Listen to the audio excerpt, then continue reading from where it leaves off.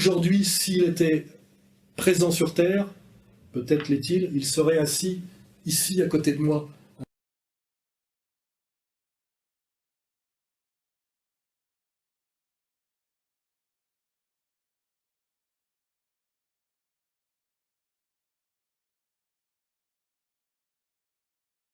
Provocation et de violence virtuelle poussée par des gens qui, depuis 2500 ans, ne savent que pousser l'autre à la violence et qui sont quand même les gens les plus lâches de l'histoire de l'humanité. Hein.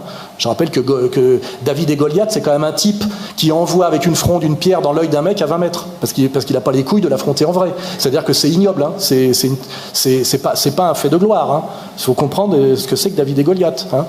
C'est un tricheur, le type. Hein. Il a une arme. Hein. Et il flingue à distance, parce qu'en fait, il n'a pas les couilles d'aller affronter le champion comme on doit le faire dans le monde, dans le monde de l'honneur, dans le monde traditionnel.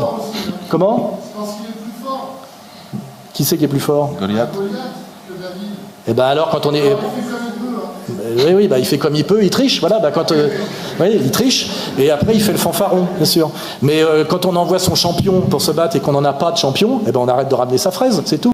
S'il y a un champion de la LDJ quelque part qui propose son champion, hein, et pas un David avec une fronde à 20 mètres, hein, et qui nous montre un peu ce qu'il donne effectivement quand il veut exprimer sa haine sur un terrain effectivement d'égalité qui s'appelle un ring. J'en ai jamais vu personnellement.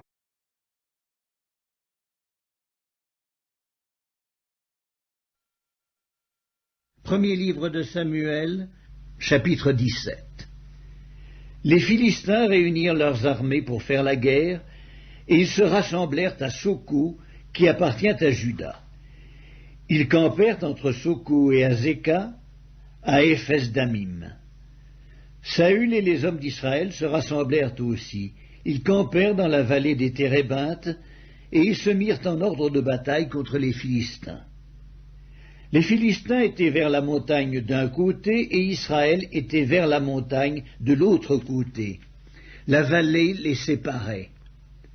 Un homme sortit du camp des Philistins et s'avança entre les deux armées. Il se nommait Goliath, il était de Gath et il avait une taille de 6 coudées et un empan. Sur sa tête était un casque d'airain et il portait une cuirasse à écailles du poids de 5000 cycles d'airain. Il avait aux jambes une armure d'airain et un javelot d'airain entre les épaules. Le bois de sa lance était comme une ensouple de tisserand, et la lance pesait 600 cycles de fer. Celui qui portait son bouclier marchait devant lui. Le Philistin s'arrêta, et s'adressant aux troupes d'Israël rangées en bataille, il leur cria « Pourquoi sortez-vous pour vous ranger en bataille? Ne suis-je pas le Philistin et n'êtes-vous pas des esclaves de Saül? Choisissez un homme qui descende contre moi. S'il peut me battre et qu'il me tue, nous vous serons assujettis, mais si je me l'emporte sur lui et que je le tue, vous nous serez assujettis et vous nous servirez. » Le Philistin dit encore « Je jette en ce jour un défi à l'armée d'Israël. Donnez-moi un homme et nous nous battrons ensemble. » Saül et tout Israël entendirent ces paroles du Philistin, et ils furent effrayés et saisis d'une grande crainte. Or David était fils de cet Éphratien de Bethléem de Juda, nommé Isaïe, qui avait 8 fils, et qui, du temps de Saül, était vieux, avancé en âge. Les 3 fils aînés d'Isaïe avaient suivi Saül à la guerre. Le premier-né de ces 3 fils qui étaient partis pour la guerre s'appelait Eliab, le second Abinadab et le troisième Shamma. David était le plus jeune, et lorsque les 3 aînés eurent suivi Saül, David s'en alla de chez Saül et revint à Bethléem pour faire paître les brebis de son père. Le Philistin s'avançait matin et soir, et il se présenta pendant 40 jours.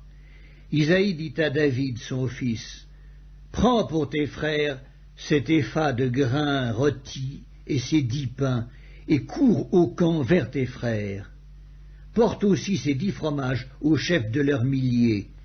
Tu verras si tes frères se portent bien, et tu m'en donneras des nouvelles sûres. » Ils sont avec Saül et tous les hommes d'Israël dans la vallée des Térébintes, faisant la guerre aux Philistins. David se leva de bon matin. Il laissa les brebis à un gardien, prit sa charge et partit, comme Isaïe le lui avait demandé. Lorsqu'il arriva au camp, l'armée était en marche pour se ranger en bataille et poussait des cris de guerre. Israël et les Philistins se formèrent en bataille, armée contre armée. David remit les objets qu'il portait entre les mains du gardien des bagages et courut vers les rangs de l'armée. Aussitôt arrivé, il demanda à ses frères comment ils se portaient. Tandis qu'il parlait avec eux, voici le Philistin de Gath, nommé Goliath, s'avança entre les deux armées, hors des rangs des Philistins. Il tint les mêmes discours que précédemment, et David les entendit. À la vue de cet homme, tous ceux d'Israël s'enfuirent devant lui et furent saisis d'une grande crainte. Chacun disait, « Avez-vous vu s'avancer cet homme? C'est pour jeter à Israël un défi qu'il s'est avancé. Si quelqu'un le tue, le roi le comblera de richesses, il lui donnera sa fille, et il affranchira la maison de son père en Israël. » David dit aux hommes qui se trouvaient près de lui, « Que fera-t-on à celui qui tuera ce Philistin et qui ôtera l'opprobre de dessus Israël? Qui est donc ce Philistin? C'est incirconcis pour insulter l'armée du Dieu vivant. » Le peuple, répétant les mêmes choses, lui dit, « C'est ainsi que l'on fera à celui qui le tuera. » Eliab, son frère aîné, qui l'avait entendu parler à cet homme, fut enflammé de colère contre David, et il dit, « Pourquoi es-tu descendu? Et à qui as-tu laissé ce peu de brebis dans le désert? Je connais ton orgueil et la malice de ton cœur. C'est pour voir la bataille que tu es descendu. » David répondit, « Qu'ai-je donc fait? Ne puis-je pas parler ainsi? » Et il se détourna de lui pour s'adresser à un autre, et fit les mêmes questions. Le peuple lui répondit comme la première fois. Lorsqu'on eut entendu les paroles prononcées par David, on les répéta devant Saül qui le fit chercher. David dit à Saül, « Que personne ne se décourage à cause de ce Philistin. Ton serviteur ira se battre avec lui. » Saül dit à David, « Tu ne peux pas aller te battre avec ce Philistin, car tu es un enfant, et il est un homme de guerre dès sa jeunesse. » David dit à Saül, « Ton serviteur faisait paître les brebis de son père, et quand un lion ou un ours venait en enlever une du troupeau, je courais auprès de lui, je le frappais, et j'arrachais la brebis de sa gueule.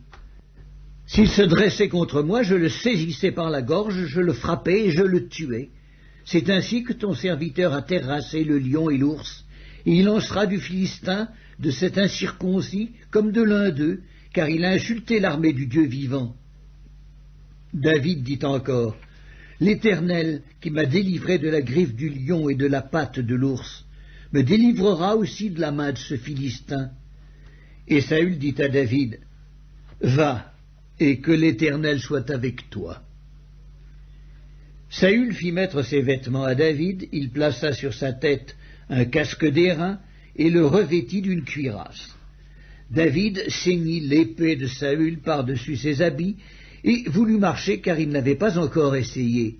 Mais il dit à Saül, « Je ne puis pas marcher avec cette armure, je n'y suis pas accoutumé, » et il s'en débarrassa. Il prit en main son bâton, choisit dans le torrent 5 pierres polies, et les mit dans sa gibecière de berger et dans sa poche. Puis, sa fronde à la main, il s'avança contre le Philistin. Le Philistin s'approcha peu à peu de David, et l'homme qui portait son bouclier marchait devant lui. Le Philistin regarda, et lorsqu'il aperçut David, il le méprisa, ne voyant en lui qu'un enfant, blond et d'une belle figure. Le Philistin dit à David, « Suis-je un chien pour que tu viennes à moi avec des bâtons ?»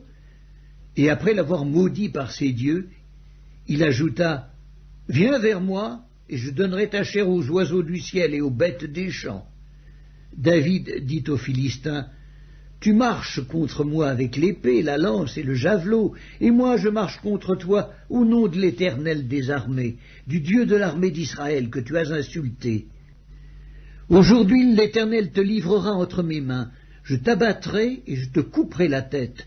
Aujourd'hui je donnerai les cadavres du camp des Philistins aux oiseaux du ciel et aux animaux de la terre, et toute la terre saura qu'Israël a un Dieu, et toute cette multitude saura que ce n'est ni par l'épée ni par la lance que l'Éternel sauve, car la victoire appartient à l'Éternel, et il vous livre entre nos mains. » Aussitôt que le Philistin se mit en mouvement pour marcher au-devant de David, David courut sur le champ de bataille à la rencontre du Philistin.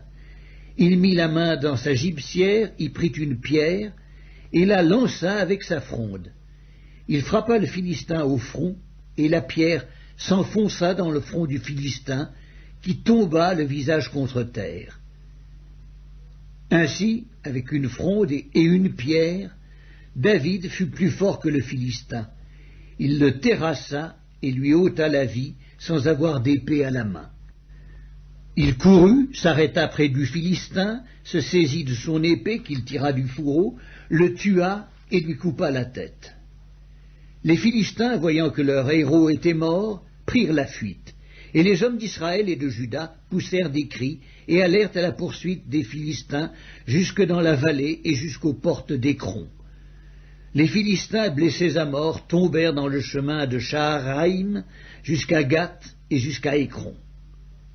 Et les enfants d'Israël revinrent de la poursuite des Philistins et pillèrent leur camp. David prit la tête du Philistin et la porta à Jérusalem, et il mit dans sa tente les armes du Philistin. Lorsque Saül avait vu David marcher à la rencontre du Philistin, il dit à Abner, chef de l'armée, « De qui ce jeune homme est-il fils, Abner ?» Abner répondit, « Aussi vrai que ton âme est vivante, ô roi, je l'ignore. » « Informe-toi donc de qui ce jeune homme est fils, dit le roi. Et quand David fut de retour après avoir tué le Philistin, Abner le prit et le mena devant Saül. David avait à la main la tête du Philistin. Saül lui dit, « De qui es-tu fils, jeune homme ?» Et David répondit, « Je suis fils de ton serviteur Isaïe, Bethléemite. »